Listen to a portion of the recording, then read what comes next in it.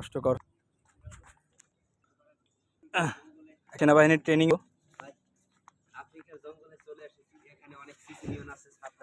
ভূতের বাড়ির মতোই একেবারে। এটা দিনের বেলা, তাতেই এই অবস্থা। আর আসলে রাত্রে বা সন্ধ্যা টাইমে যদি এদিকে আসা যায় তাহলে নিঃসন্দেহে ভূতের বাড়ি বলেই বলা চলে।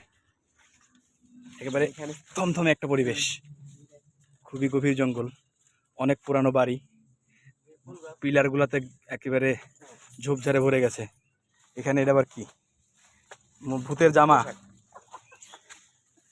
আসলে ভূত ধরতে আসিনি বা ভূত দেখতেও আসিনি আমরা, মাছ ধরার জন্য আসা। কিন্তু অনেক ঘন জঙ্গল, খুব ভয় করতেছে কোনো দিক থেকে সাপ টাপ আবার কিছু থাকে কিনা।